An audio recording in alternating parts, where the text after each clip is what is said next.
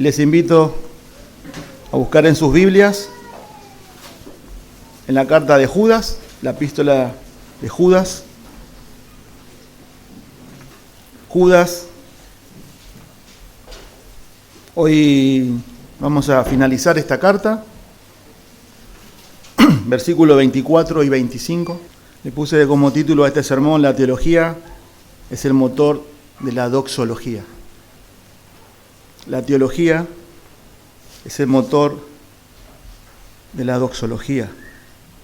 Dice así la palabra de Dios: y aquel que es poderoso para guardarlos a ustedes sin caída y para presentarlos sin mancha en presencia de su gloria con gran alegría, al único Dios nuestro Salvador, por medio de Jesucristo nuestro Señor, sea gloria, majestad, dominio y autoridad, antes de todo tiempo, y ahora, y por todos los siglos.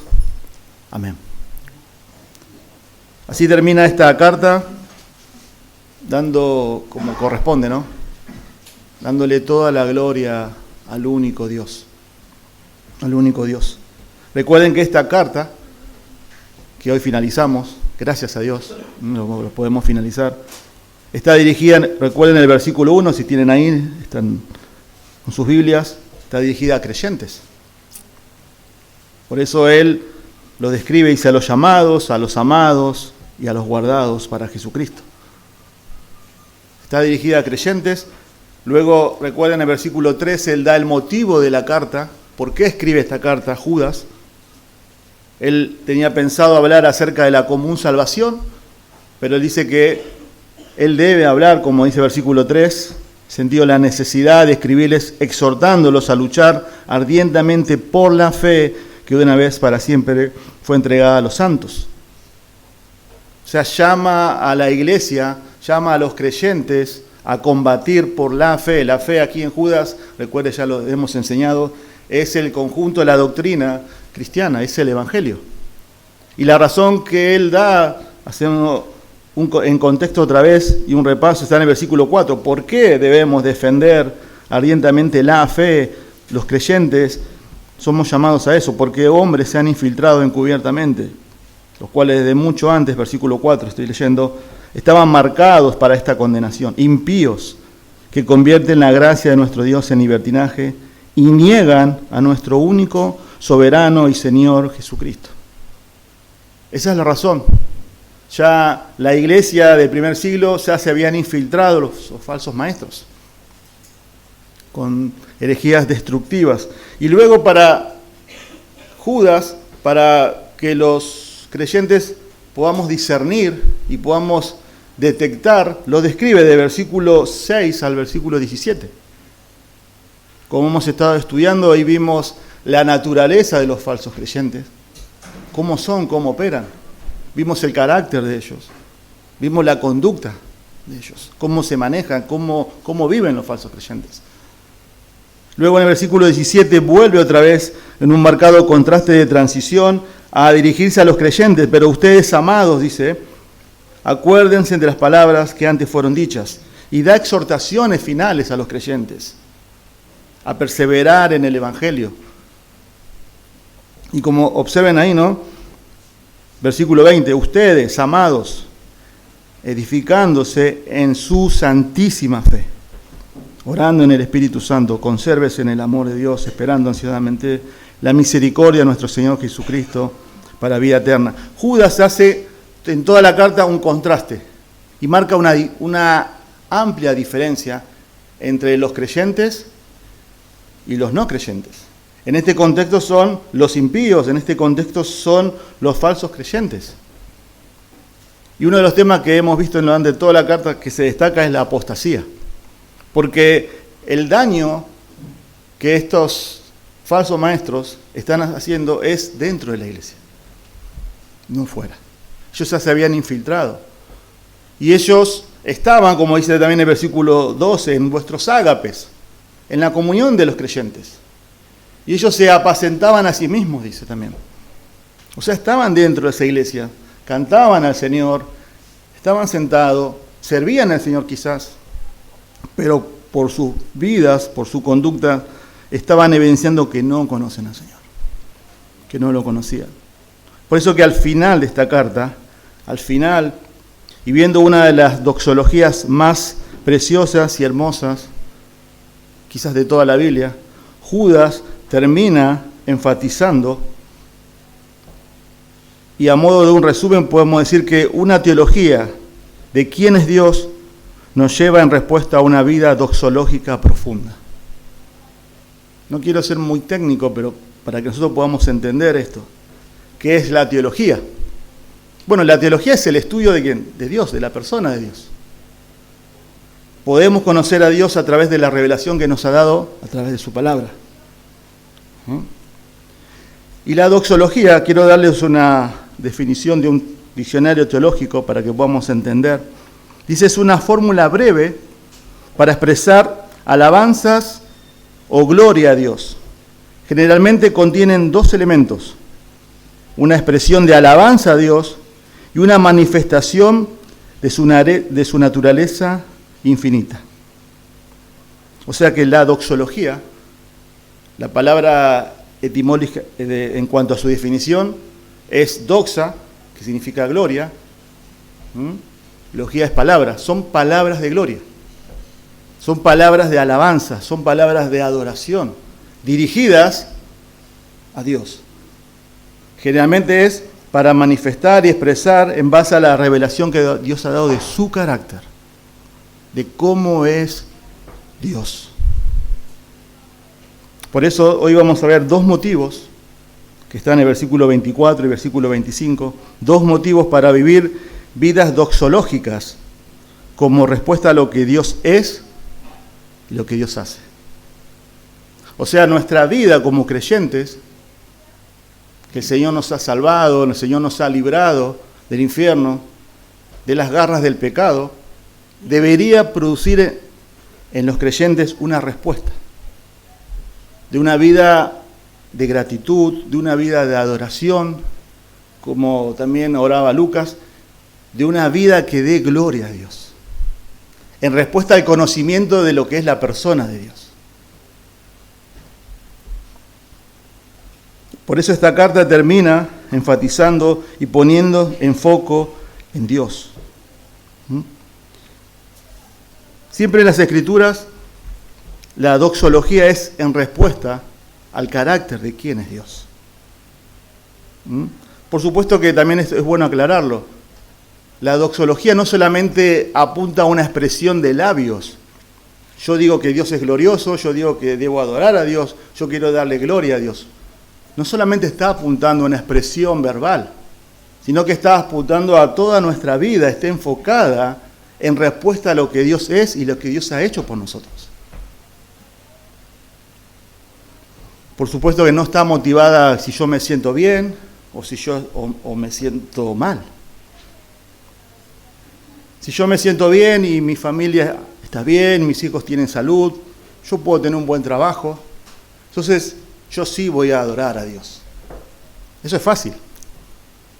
Lo que está expresando acá es una vida centrada en Dios y no en nosotros. Yo voy a adorar, yo voy a alabar a Dios, yo voy a glorificar a Dios en base a una respuesta a lo que sé de Él y lo que Él ha hecho y hace por mi vida. Eso es la doxología. Por eso la Biblia de tapa a tapa nos anima, nos manda a conocer quién es Dios a través de la revelación de su palabra y cómo vivir para Él. Pero no está centrada en base a mis sentimientos, a mis actitudes, sino en respuesta a quién es Dios. No está centrada en nosotros mismos. Tiene que ver con Dios. Por eso las doxologías en la Biblia tienden a sacar la mirada de nosotros mismos y centrarse solamente en Dios, en base a los derechos de que Él es el único ser que merece la honra, la gloria y la adoración.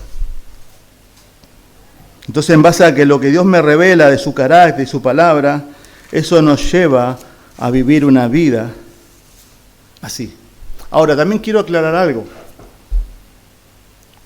Si nosotros como creyentes somos desobedientes a lo que la palabra de Dios dice, y en mi vida no corresponde en respuesta a lo que Dios ha revelado de lo que es su grandeza, su gloria, su magnificencia, Dios no deja de ser menos glorioso. Él es glorioso en sí mismo. Nosotros nos perdemos ese privilegio de que Él se lleva toda la gloria y nosotros el gozo. Dios no nos necesita a nosotros para que Él sea más glorioso. Él es glorioso en sí mismo. Simplemente nosotros, al vivir una vida así, estamos reconociendo su gloria, su grandeza y su majestad. La Biblia está llena de doxologías y de personas que se centraron en Dios. David en los Salmos, en base a su relación que tenía con Dios, a esa intimidad que tenía con Jehová, dice en el Salmo 57:5, exaltado sea sobre los cielos, oh Dios, sea tu gloria sobre toda la tierra. En el Salmo 41:13, dice, bendito sea el Señor, Dios de Israel, desde la eternidad hasta la eternidad. Amén y amén. También en el Salmo 72, 18 y 19 dice, bendito sea el Dios, el Señor Dios, el Dios de Israel, el único que hace maravillas. Noten las expresiones que Él se dirige a Dios, en base a la relación que Él tiene con Dios. Bendito sea su glorioso nombre para siempre. Sea lleno de su gloria toda la tierra. Amén y amén.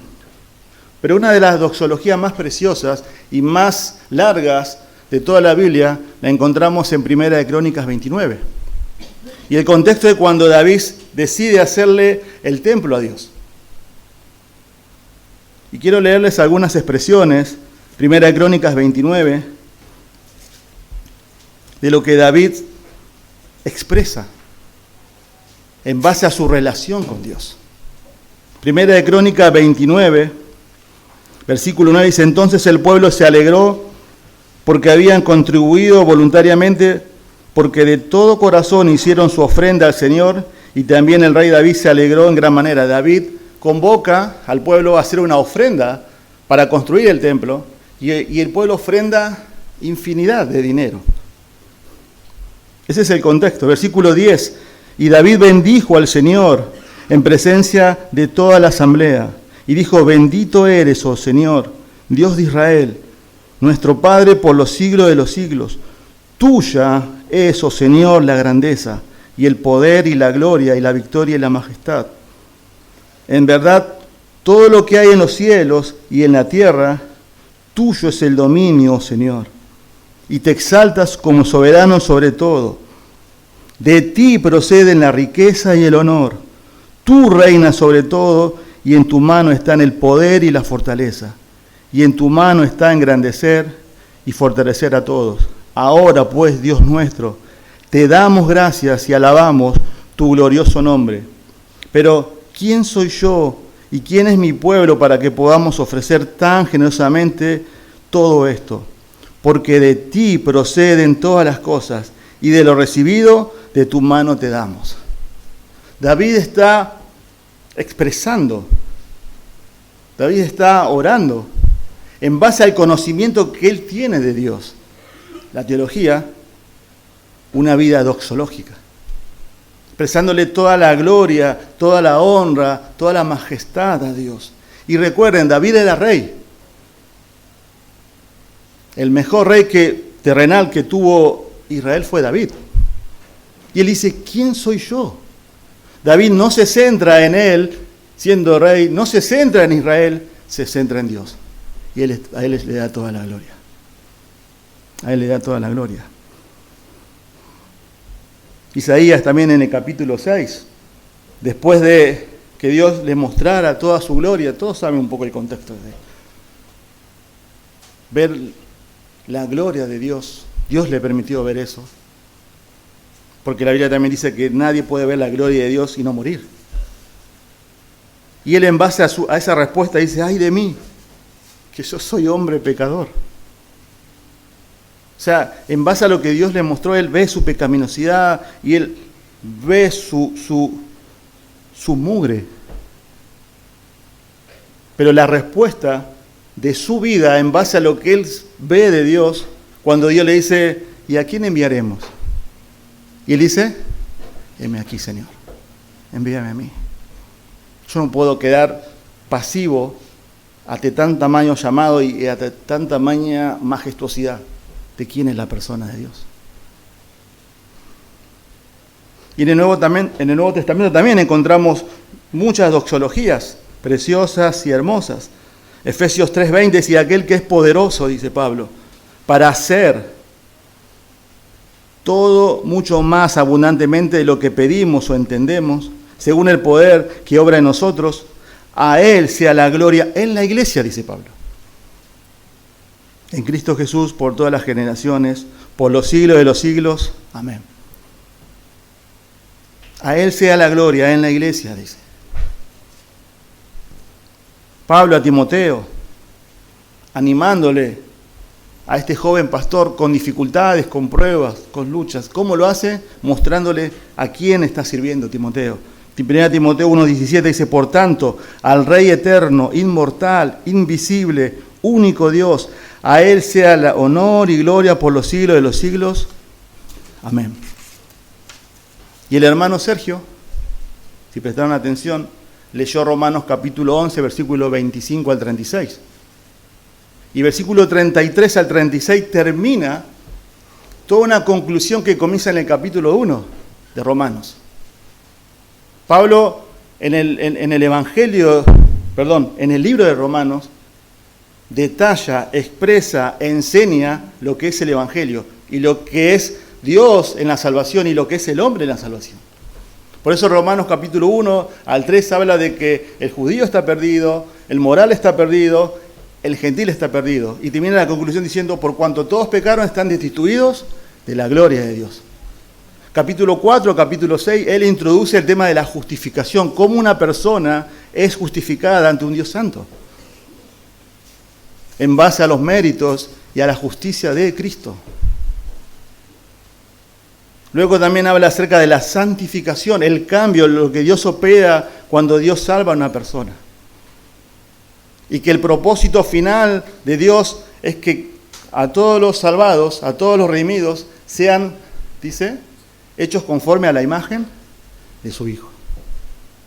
Luego en el capítulo 9 al capítulo 11, él enseña los decretos de Dios, la elección de Dios hacia Israel, teniendo un pacto, teniendo una promesa. Y termina en el capítulo 11, versículo 33, dice, oh profundidad de la sabiduría y del conocimiento de Dios. Lo que vieron, la Biblia está con expresiones ahí. Oh, dice Pablo. Pablo está abrumado. Pablo le explotó la cabeza esto. Él no puede entender el obrar de Dios. Siendo Dios, salvando al hombre. Y él dice, oh profundidad de la riqueza y de la sabiduría y del conocimiento de Dios, cuán insondables son sus juicios e inestables sus caminos. Dice, ¿quién ha conocido la mente del Señor? ¿Y a quién, dice, llegó a ser su consejero? ¿Quién le ha dado a él primero para que se le tenga que recompensar? Y la conclusión de todo, dice, es porque de Él, por Él y para Él son todas las cosas. A Él sea la gloria por siempre. Amén. Vivimos, hermanos, donde, estoy haciendo quizás una introducción larga, pero vivimos en tiempos donde el hombre es el centro de todo. Aún en las iglesias evangélicas. Las iglesias hoy buscan satisfacer las necesidades del hombre. Y la gloria de Dios, como en los tiempos de Ezequiel, que se retiró del templo, mostrando que Dios ya no aprobaba lo que el pueblo hacía, se ha retirado de los púlpitos, porque no se enseña de quién es Dios. Se le está dando más gloria al hombre que al Creador. y las doxologías en la Biblia, simplemente al leerlas, es un golpe a nuestro egocentrismo. Porque se trata de Él, no se trata de nosotros. Se trata de Él. Es por eso que termina esta carta así, como Dios como centro. Y recuerden, el telón de fondo de la carta, ¿qué es? La apostasía. La apostasía. Entonces, personas que van a negar la fe que alguna vez profesaron tener, eso es la apostasía. Pero tener una teología correcta de Dios, de quién es Dios, revelado en su palabra, debe llevarnos a una respuesta a una vida de adoración, buscando glorificar a Dios. Ojo, también se puede tener una teología correcta de Dios y una falsa adoración, y eso es terrible y muy peligroso. Pregúntele a Nabad y a Abiud. Pregúntele a Ananías y Zafiras, que sabían de quién es Dios y quisieron adorar a Dios y Dios les quitó la vida.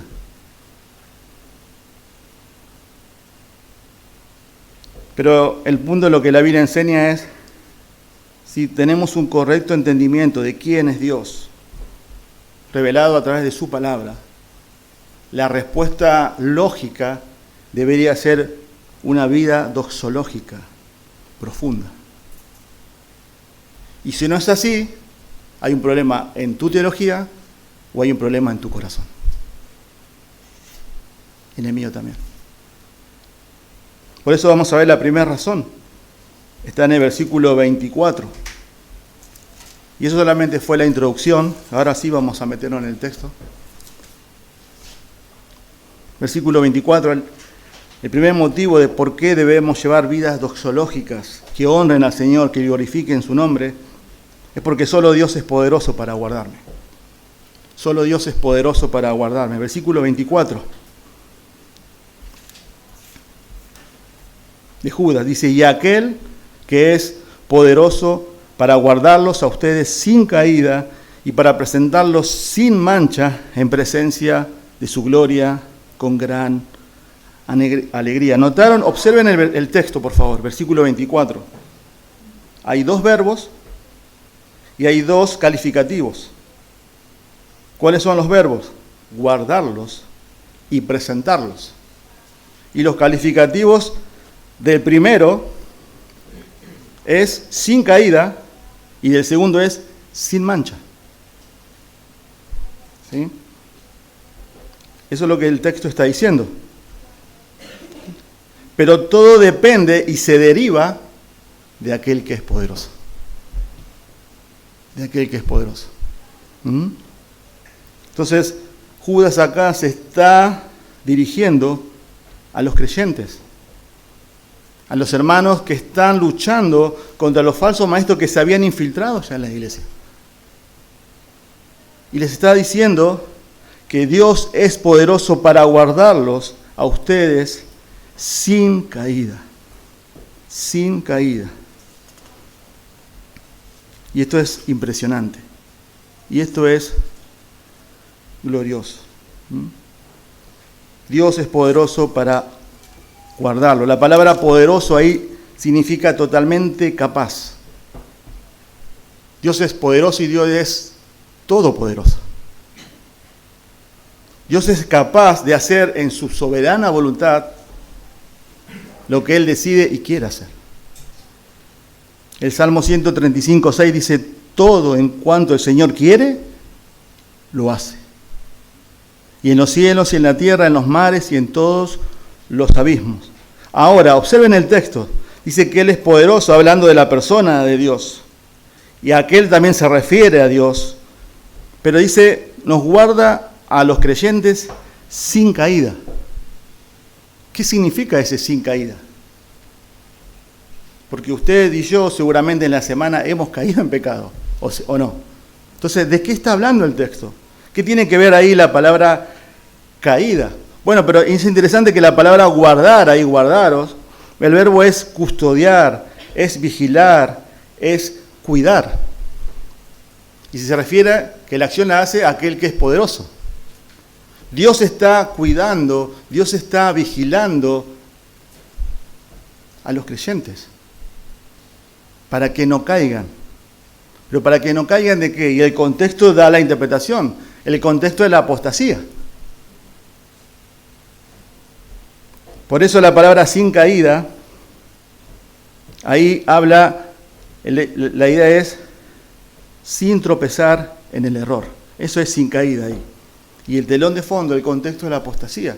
Lo que Judas está diciendo y está afirmando y está dando una preciosa promesa al creyente es que ningún creyente, ningún salvo, ningún genuino creyente va a caer jamás en el error de la apostasía. Y eso es precioso. El creyente mora el Espíritu Santo, la tercera persona de la Trinidad. Y el creyente va a buscar al Señor siempre. Se va a alimentar de su palabra.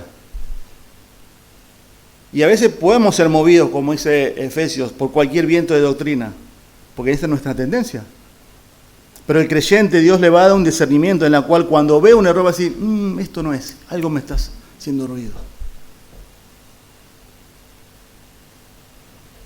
Pero también, hermanos, y esto también es lo hermoso y lo precioso de esto, en el contexto inmediato, sin caída, habla de la apostasía, pero también en el contexto de toda la Biblia también, lo que está hablando acá también es que un verdadero creyente jamás se va a perder. Jamás va a perder su salvación. Y eso los teólogos llaman la preservación de los santos. La permanencia de los santos. O sea, el creyente creyó en Cristo para salvación, se arrepintió de sus pecados, confió en Cristo como único suficiente Salvador, pero sigue creyendo. ¿Cuánto hace que creíste? Hace memoria. En junio, ahora próximo, Dios mediante, va a ser 27 años que el Señor me salvó. ¿Y por qué estamos acá hoy? ¿Es porque hemos madurado en la fe y ahora sabemos todo el conocimiento de Dios? ¿Es porque ahora estudiamos teología y estamos maduros? ¿Es porque realmente somos hábiles, somos buenos? Estamos acá porque aquel que es poderoso nos guardó en el poder de su fuerza. ¿Y por qué permanecemos? Porque Dios vigila, custodia nuestra fe. Nuestra fe es inquebrantable, no porque dependa de nosotros, sino porque Él es poderoso, el cual las dio. Por eso Lutero dijo que la verdadera fe no es de corta duración.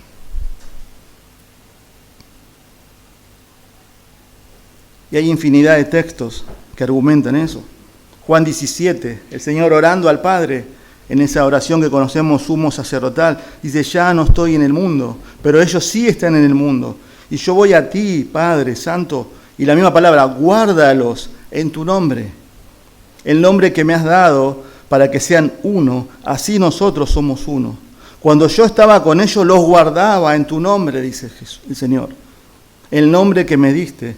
Y los guardé. ¿Notaron el énfasis? Y ninguno se perdió, excepto el hijo de perdición, para que la escritura se cumpliera. Judas. El Señor es poderoso para guardaros sin caída. No está hablando de que el creyente no cae en pecado, sino que el creyente va a ser librado del error de caer en la apostasía. Pero también Dios, cuando nos salvó, si realmente sos un verdadero creyente, va a preservar, va a guardar tu fe hasta el final. El que comenzó la buena obra en ustedes, la va a perfeccionar. ¿Hasta cuándo? Hasta el día de Jesucristo. Y eso es una promesa. La salvación no se pierde. Y quiero enfatizar eso porque hay muchas iglesias que enseñan eso. Ustedes se imaginan, pensemos por un segundo, si la salvación depende, Dios nos da la salvación, dice, bueno, ahora depende de ustedes. Las perderíamos todos los días. Porque no depende de nosotros, sino de aquel que es poderoso para guardarnos. Pero también el texto sigue, observen. No solamente es poderoso para guardarnos a ustedes sin caída, le dice Judas a los creyentes, sino para presentarlos sin mancha en presencia de su gloria con gran alegría.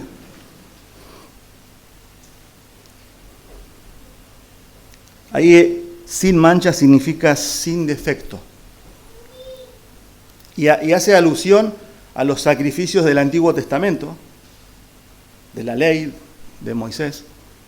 Por eso si usted lee Levítico, va a ver las normas que Dios pone en su ley acerca de cómo debían ser los sacrificios de esos animales.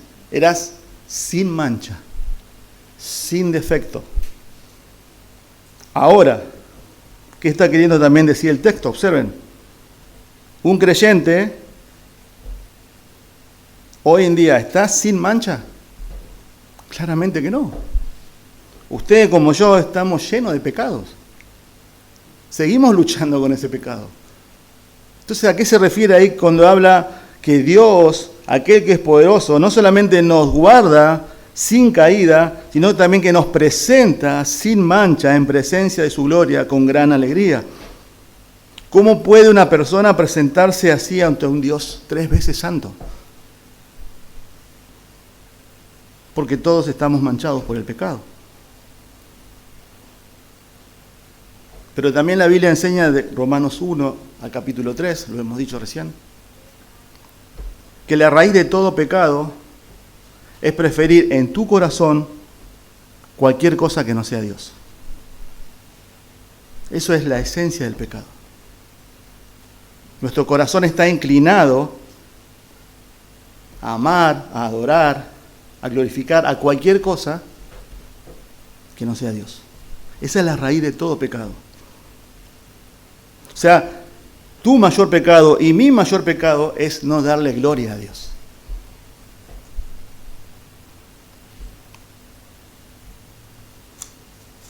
Pero acá el Señor dice que nos va a presentar sin defecto, sin mancha. Por supuesto que solamente eso está aplicable a un estado, a una posición en Cristo. Por eso Hebreos 9:13 dice, porque si la sangre de los machos, cabríos, y de los toros, que eran animales sin mancha, sin defecto, y la ceniza de la novilla, rociada sobre los que se han contaminado, santifican para la purificación de la carne, cuánto más la sangre de Cristo, quien por el Espíritu Eterno, Él mismo se ofreció sin mancha a Dios, purificará nuestra conciencia de obras muertas para servir al Dios vivo. Efesios 1:4, porque dice que Dios nos escogió en Cristo. En Cristo, habla de una posición, habla de un estado, en Cristo, antes de la fundación del mundo, para que fuéramos santos y sin manchas delante de Él. Dios nos ve sin mancha, sin pecados, cuando estemos delante de su presencia, porque nuestros pecados fueron cargados en la cruz del Calvario.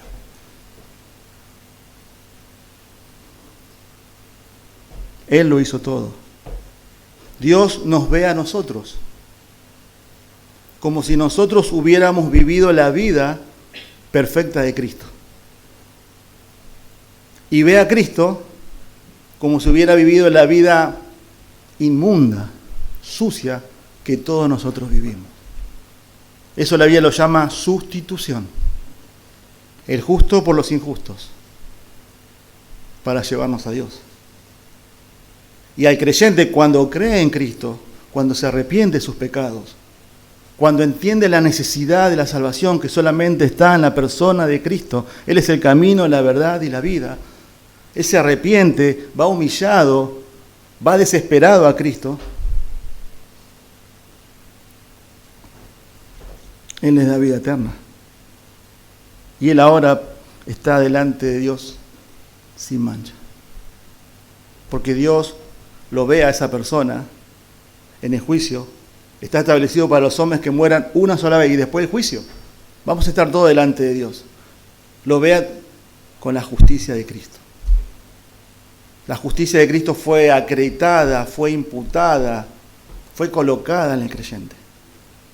Y ahora somos declarados justos por los méritos de Cristo. Pero observen el versículo 24. Hay una atención que dice que está en presencia de su gloria con gran alegría.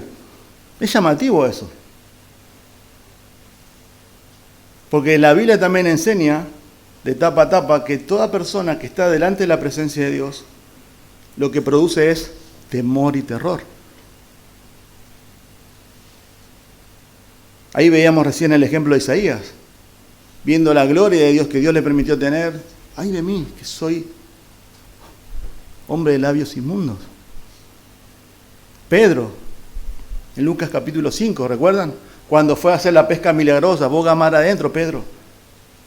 No pescó nada toda la noche, el Señor pesca nunca hubo una pesca como esa, pero más allá de la pesca, Pedro entendió delante de quién estaba y le dice, apártate de mí, Señor. Apártate de mí, que soy hombre pecador. Juan en la isla de Patmos, Apocalipsis capítulo 1 también, viendo la gloria de Dios, dice que cayó como muerto. ¿Por qué entonces acá está diciendo con gran alegría? Porque el verdadero gozo del creyente es estar en la presencia de Dios con plena satisfacción. Total. El gozo del cielo no son las calles de oro, no son los ángeles, no son esa imagen que hemos tenido del hombre de que el cielo es Dios sentado, un ancianito y personas tocando el arpa, no.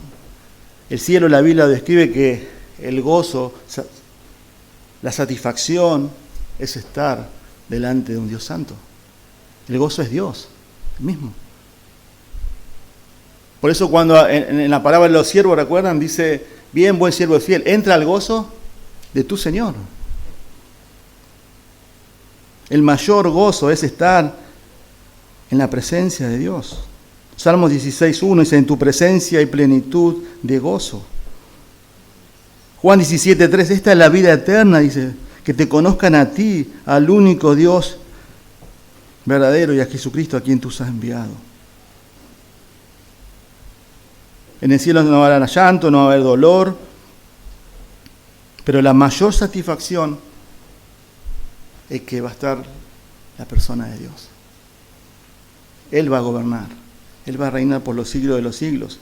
Y vean las doxologías que hay en Apocalipsis, porque tuya es el poder, la gloria, la majestad, la magnificencia, el que está sentado en el trono, el Cordero inmolado, tuyo es el poder, toda la gloria es para ti. Esa es la alabanza eterna. Porque se trata de Dios, no se trata de nosotros. Nosotros en el cielo seguramente, otra vez, por supuesto, con otra mente, nuestra respuesta tiene que ser, ¿qué hago yo acá? ¿Qué hace usted en el cielo? Dios no debería fulminar. Sin embargo, nos presenta sin caída y sin mancha, porque Él es poderoso. La eternidad será conocer y servir y adorar a Dios. Yo no sé cómo usted llegó acá hoy. Quizás luchaste con un desánimo en la semana. Quizás tenés un problema que todos tenemos. Con tus hijos, con el trabajo, con la economía. No sé, quizás te duele el corazón de que una persona, un ser querido está enfermo. No lo sé. Solo Dios sabe. Pero qué maravilloso es saber que nuestra confianza está puesta en aquel que es poderoso para guardaros y presentaros sin mancha. Él es poderoso, no nosotros. Qué bueno es saber que descansamos no en mi fuerza, no en mi capacidad, no en mi denominación, no en mi pastor, sino en lo que Él es y lo que Él hace. Mi confianza no está puesta en ningún presidente, ni en ninguna economía, si en el dólar sube, si el dólar baja, en un sistema de valores, sino que aquel que es poderoso y que prometió llevarme a buen puerto. Y Él lo va a hacer, porque no depende de mí, depende de Él. Necesitamos, hermanos, iglesia, pensamientos elevados de Dios para sacar la mirada de nosotros mismos y ponerla a aquel que es poderoso. Tiene una relación íntima, profunda con Dios, no solamente de domingos, porque de ahí viene la fuerza nuestra, la esperanza. ¿Dónde está puesta tu confianza?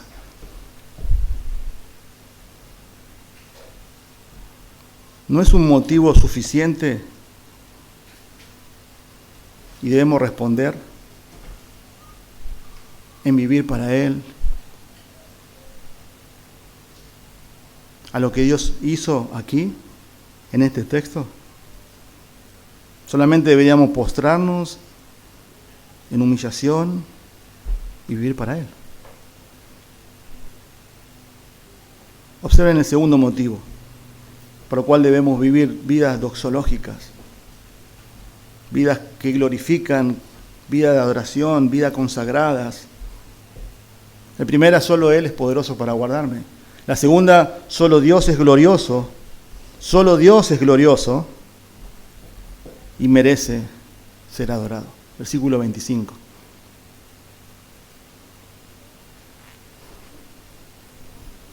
Al único Dios nuestro Salvador, por medio de Jesucristo nuestro Señor, sea gloria, majestad, dominio y autoridad antes de todo tiempo y ahora y por todos los siglos.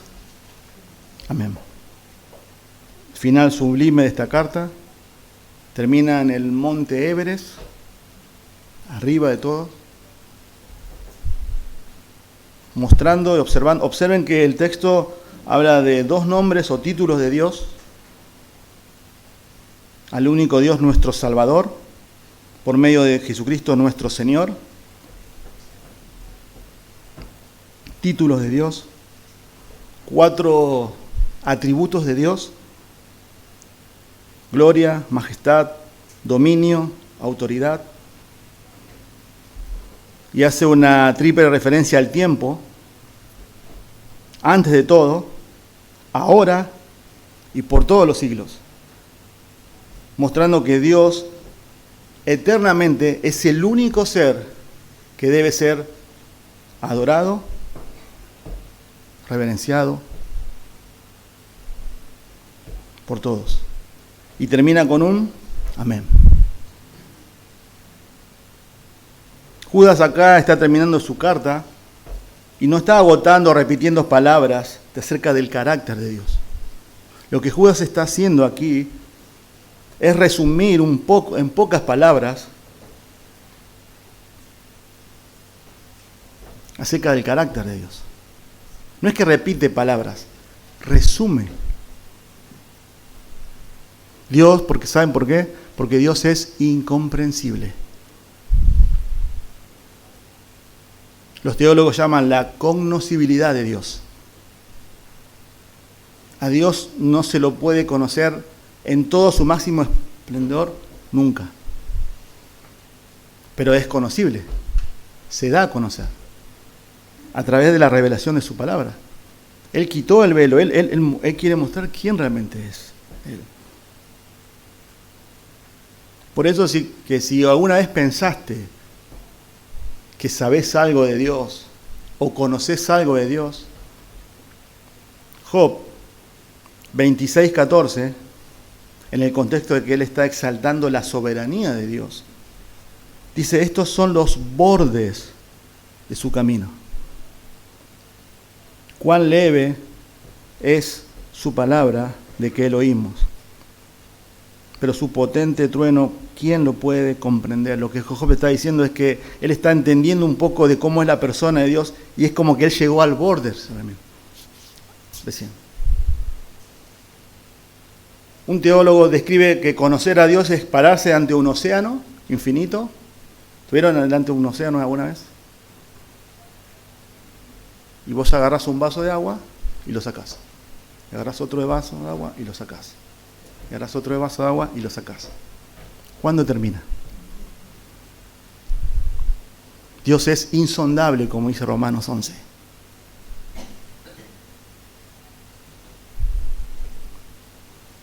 Pero Él se da a conocer. Por eso comienza a usar en versículo 25. Dice, al único Dios nuestro Salvador. Al único Dios nuestro Salvador. Judas acá está resaltando la unicidad de Dios, la exclusividad de Dios. Dios es único. Deuteronomio 6:4. El Shema de Israel. Oye pues Israel, Jehová, nuestro Dios, Jehová uno es. Pero esa palabra uno es la misma palabra que aparece en Génesis, en el matrimonio, cuando dice que el hombre y la mujer cuando se casan son una sola carne. Son dos personas, pero son una. Lo que está haciendo referencia no es tanto la unidad, sino que es a la Trinidad de Dios. Uno en tres personas. Tenemos un Dios trino, Dios Padre, Dios Hijo, Dios Espíritu Santo. Y esto es un escándalo para el mundo que ha inventado dioses. Vivimos en un mundo politeísta. No es que hay un Dios y hay más dioses. Dios es único Dios. Todo lo demás, dioses con minúscula, son inventados por nuestro propio corazón caído. Hay un solo Dios. Y ese Dios, en el contexto de la carta, versículo 4, ellos lo estaban negando. ¿Cómo estaban negando? ¿Cómo vivían? Observen versículo 4. Lo hemos leído ya. Algunos hombres han infiltrado encubiertamente, los cuales desde mucho antes estaban marcados para esta condenación. Impíos. Impíos, recuerden, es vivir una vida sin Dios, no tener en cuenta a Dios. Se puede dar en el contexto de la sociedad más bajo, como en un ámbito religioso. Impíos que convierten la gracia de nuestro Dios en libertinaje y niegan a nuestro único, soberano y Señor Jesucristo.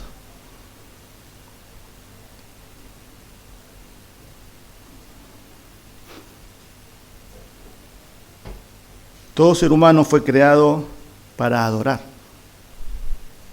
El punto es, ¿a quién adoramos? ¿Hacia quién se inclina nuestro corazón? El Señor es el único Dios, es el Señor que merece ser adorado, entronizado. Por eso en Hechos 17:28 dice, porque en Él vivimos, nos movemos y somos. A veces nosotros los esposos, para ser románticos con nuestras esposas, no digo que está mal, le decimos, yo, si vos no estás, me muero. ¿Dijiste una vez eso? Bueno, hermano, dígale alguna vez a su esposa eso. Le animo. Pero bajo el punto de vista de la Biblia, esa es una frase de idolatría. Todos nosotros los que estamos acá podemos vivir sin una persona. Lo que no podemos vivir es sin Dios. Ese es el punto. Por eso él dice, predicando en Hechos 17, en el aerópago, bien dicho, en él vivimos, nos movemos y somos.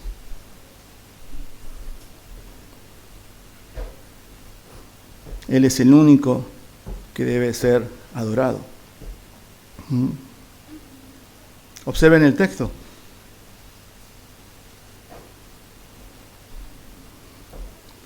Por medio de Jesucristo nuestro Señor, por medio de nuestro Salvador y Señor. Él es el Señor. Él es la única persona que merece ser adorada, entronizada, glorificada. ¿Por qué? Por la obra de salvación. La Biblia enseña y dice que todos los seres vivientes, toda la humanidad, todas las personas habidas por haber de todos los siglos, un día van a reconocer que Él es el Señor. Sean creyentes o sean incrédulos. Filipenses 2:9 dice, por lo cual Dios también lo exaltó hasta lo sumo, ¿a quién? A Cristo.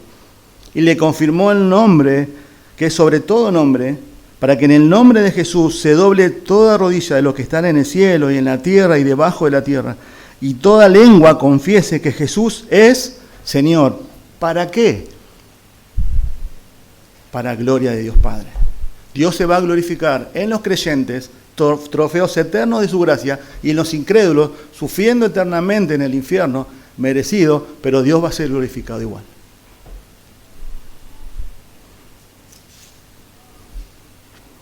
Por eso observen el texto. El primer atributo que sigue es sea gloria, dice. Esta palabra, por eso viene doxología. Doxa, la palabra es gloria en el griego.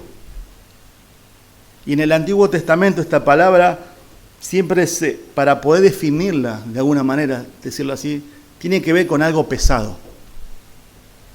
Algo que pesa mucho.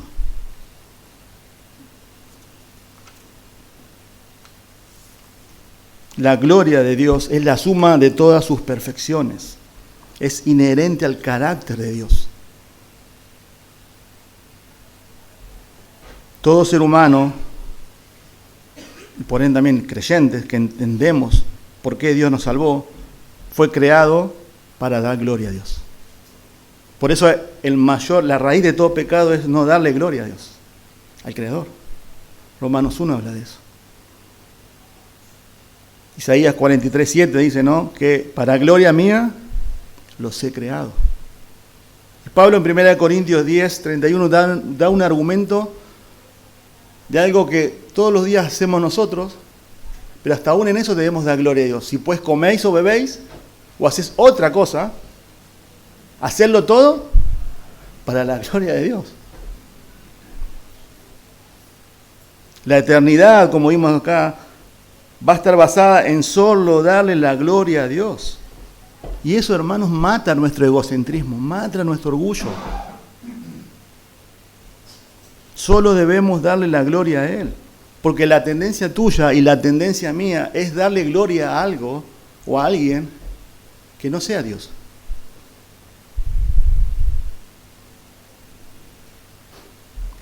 Vivimos en el mundo de las redes sociales, ¿no? Donde todo se muestra, todo se ve. Hay personas que pierden la vida. Anoche veíamos eso con mi esposa.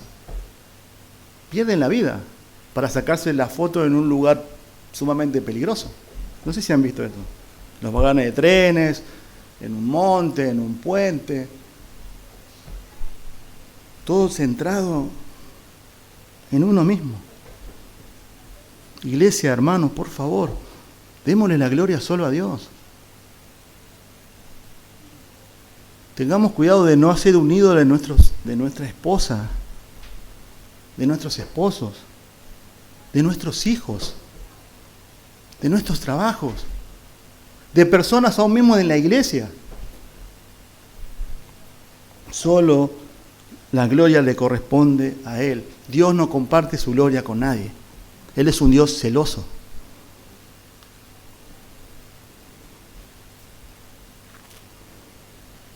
Por eso la doxología en la Biblia es un golpe al mentón nuestro de egocentrismo, porque todo se trata de Él, no se trata de nosotros.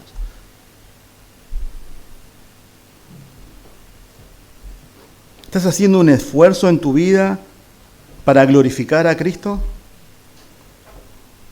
Todo lo que tienes, todo lo que es tu vida, ¿se lo ofreces a Él?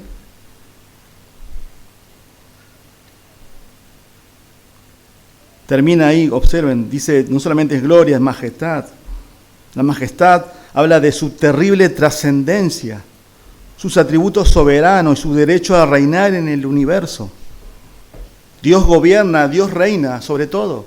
Dios gobierna sobre lo macro, el universo, el sol, las estrellas, los gobiernos, pero también gobierna sobre lo micro, sobre los protones, sobre los neutrones, sobre los átomos, y también gobierna sobre cada detalle de lo que pasa en tu vida y en la mía. Habla también, observen, Terminando, el dominio. El dominio nos habla de su insuperable poder para hacer cumplir sus designios, la inexorable eficacia y la firmeza inquebrantable de su palabra y el carácter irresistible de su voluntad. Él domina sobre todo. Ese es nuestro Dios. Pongamos la mirada en Él. Solo a Él adoremos. Y termina diciendo autoridad. La autoridad nos habla del ejercicio implacable de su dominio y de su derecho absoluto a hacer prevalecer. Es la fuerza moral que resalta su poder en acción. Seguramente Judas acá, la intención no es confundirnos con definiciones sutiles, sino que él está amontonando atributos de Dios para exaltar su gloria sobre todos los creyentes, sobre toda la iglesia, y que Dios también está al control de lo que está pasando en estos creyentes, aún de la apostasía.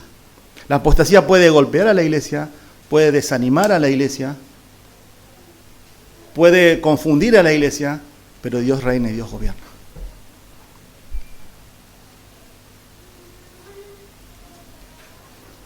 Hermanos o amigos que estás acá, hay dos maneras de vivir, O vivimos para la gloria de Dios, o vivimos para nosotros mismos. La pregunta es, ¿cómo estamos viviendo? No solamente una expresión de labios, sino toda tu vida, toda tu familia, todo tu dinero, tu casa, tus hijos, todo está enfocado en reconocer que Él es Dios y que Él merece toda la gloria, toda la honra, toda la majestad. Conclusión. Que la palabra de Dios y que nuestros corazones ardan por nuestro Señor. En amarle a Él, en conocerle a Él, en adorarle solo a Él. Que podamos vivir vidas doxológicas en respuesta a su gloriosa salvación. Él nos guarda, Él nos presenta sin mancha. Y hermanos, que la gasolina de ese corazón que arda por Cristo sea una teología correcta de su persona. Y eso nos va a llevar a una vida doxológica profunda, comprometida, consagrada. En amor, en servicio, en fidelidad. Solo a Él adoremos. Solo Él es digno como cantemos. Solo Él merece toda la gloria, porque se trata de Él, no de nosotros. Vamos a orar. Padre, gracias te damos por tu palabra.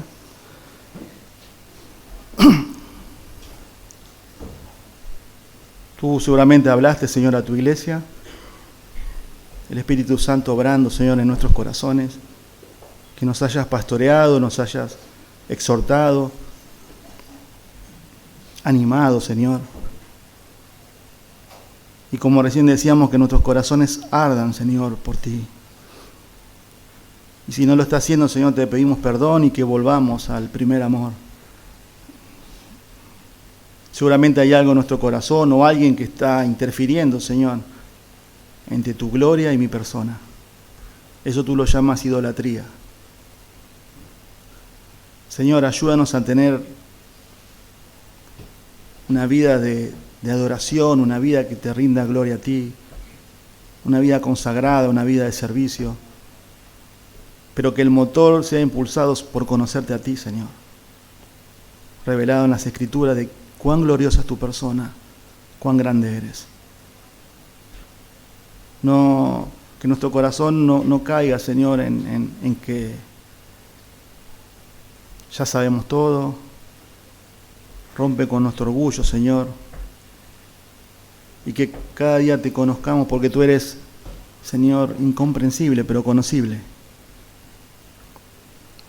Señor, que ese conocimiento afecte nuestras vidas, Señor, en respuesta a lo que tú has hecho por nosotros.